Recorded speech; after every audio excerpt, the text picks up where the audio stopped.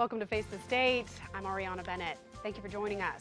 Well, anyone who visits downtown Reno, or most freeway off-ramps for that matter, knows that we have a lot of people without homes and in need of help.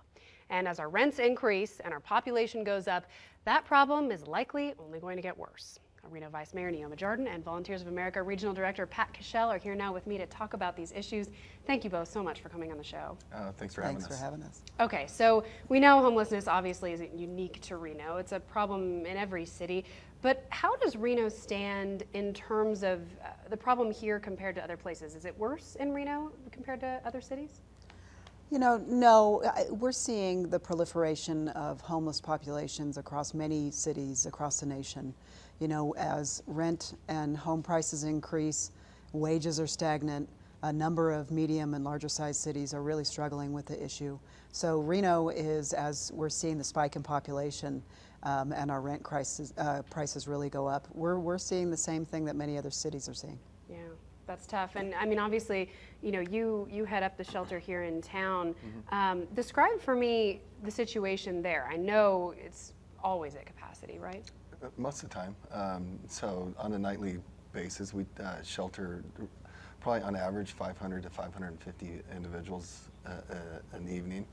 So that's the men's shelter, which is about 160 beds. We have the women's shelter, which is 50. Then we have 27 units in the family shelter, which is anyone with kids. And then we also have the Overflow shelter, which we just increased the capacity up to around 150 from 96. So, and we'll stay full. Even during the summer, we'll stay full. And that wasn't the intention, obviously, of the Overflow shelter to be operating all the time, right? It was only supposed to be for emergency use? Well, it was originally, before I got there, it was said it was only operated during the winter months, during the cold months. But then after I got there, we changed that and we made it a year-round overflow. And I think, and correct me if I'm wrong, but I think that was mainly due to the fact that our shelters, our main shelters, were filling up. It was also due to, you know, the city of Reno. It was meant to be a temporary overflow, like Pat said, during the really cold months when we just need to get people somewhere warm off the streets during the evenings in particular. But what we were seeing was temporary leases where we thought we would only need it for a few months are very expensive and hard to get, as you can imagine. And so it became fiscally irresponsible to keep trying to get them for little segments of time as well. And the population, we were seeing, it was being maxed out all the time, and it grew beyond just the winter months. And so the city made a conscious decision that we needed a more permanent overflow shelter. And the overflow shelter simply operates from 8 o'clock at night until about 6 a.m. And we transport people from the main shelter when they're over capacity to the overflow shelter. They literally sleep on cots and mats, and then we bring them back to the main shelter. Okay, now, is the population that needs this type of help growing, or has it been pretty stable? It's, from looking at the numbers in our point in time count this year, it's stayed about the same as last year. It's actually maybe gone down a little bit, and that's due to the fact that people are actually reaching out for help now, and actually getting services and working on, you know, getting themselves out of homelessness. Do we have an estimate of how many people are not able to get in the shelter, or at least not going to the shelter, who are out on the streets? So the number we got from the point in time count, which happened in January, was living actually unsheltered on the streets was only about 80. But you have to remember that happened during the time of the flood. So during the time of the flood, our shelter numbers increased because we opened up a secondary shelter at the shelter. And so our numbers at the shelter increased, but the numbers on the streets went down. And I think that's due to the fact that during the flood, we got a lot of those people sheltered. So, that number living on the streets was around 80 this year. So, but if you take those people that we took in the secondary shelter, it was about the same as last year, which was around 130. I mean, still 80, 130, that's a lot of people we're talking about for a relatively small area. It's not like we're talking about a city that's, you know, 4 or 5 times our size and it's spread out. Like, this is mostly confined to our downtown core, right? Along the river in downtown, absolutely. That's Right. where most of the camps and that's where most of the homeless congregate. But we're seeing them also in underpasses in other areas. I know near Rock Boulevard, some of the underpasses near DeMonte Ranch, we're seeing some of the homeless camps were popping up there as well. And the goal in both the operations at the main shelter and with the overflow shelter is to really get those individuals out of those unsafe places, off of the right-of-ways, off of the river, out of downtown and into our facilities so they can get services and really get back on their feet.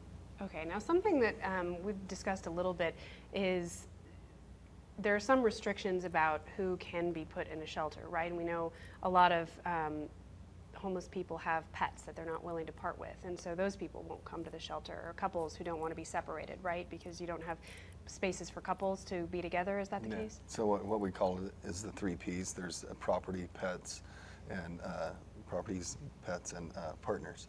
And so those are the 3 Ps. Those are kind of the barriers that we've been working on, looking at a new permanent overflow that will eliminate those barriers. But those are barriers that exist right now. So do you find that those people just don't seek out help because they know that the shelter is not an option for them? They'll seek out help in the services, but the service they won't seek out is to actually come and check into the shelter. They'd rather stay out on the river in their tents where they can stay with, those 3 Ps, their property, pets, and their partners. So those are the difficult ones, that we can't get into the shelter to spend the night. Okay, now we know that a lot of people probably are suffering from mental illness, drug abuse, addiction, that sort of thing.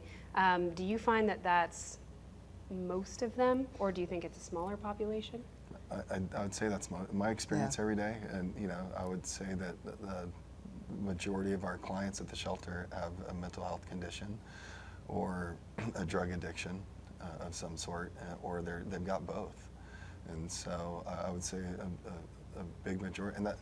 So what I see every day, a lot of what people don't understand is what actually homelessness actually is. I always get asked the question, our economy's improving, well, why aren't these people getting jobs? And really, once you dive into their lives and actually understand what they've been through and the trauma that's taken place in their life, until they get the help that they really truly need, they're not employable.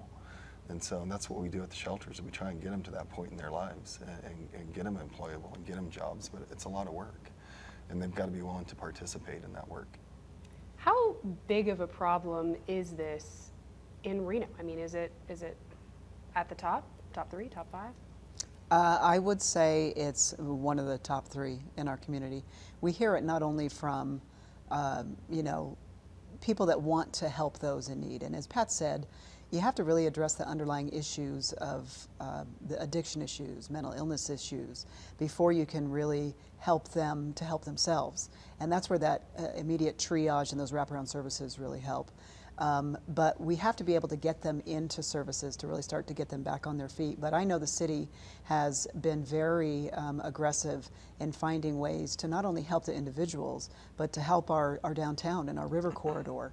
And I think it's important that everybody understand, by helping the individuals to truly start transitioning out of homelessness and get them the roof over their head and the services they need, then you can start them on the path to being productive members of society again and getting them back on their feet, which helps the visitors in downtown, the businesses in downtown, and the activities along the river. So it's beneficial for everybody to get on board and support the treatment options, the housing options that we have available and want to expand here in the city, because that is the path to clean up the downtown, clean up the river corridor. Is the biggest barrier then funding? Well, the biggest barrier often is funding.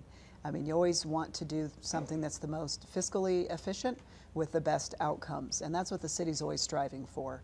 What are best practices? What's working in other cities? What isn't working in other cities? Where can we best apply our very, very limited resources to tackle this big issue? But this is an issue that's manageable. We are not a major city with thousands and thousands of homeless, which many cities are suffering with right now. This is something, if addressed correctly, aggressively, and with the community support, we can get a handle on this. Okay, I think that is a perfect time for us to take a quick break, so stay with me here. Now, we're going to take a little break, but first, I want to tell you what we're going to talk about. Okay, so solutions. What projects are on the table? What's in the works to help the homeless population in Reno? Which ones are on the wish list? We'll get to that right after the break.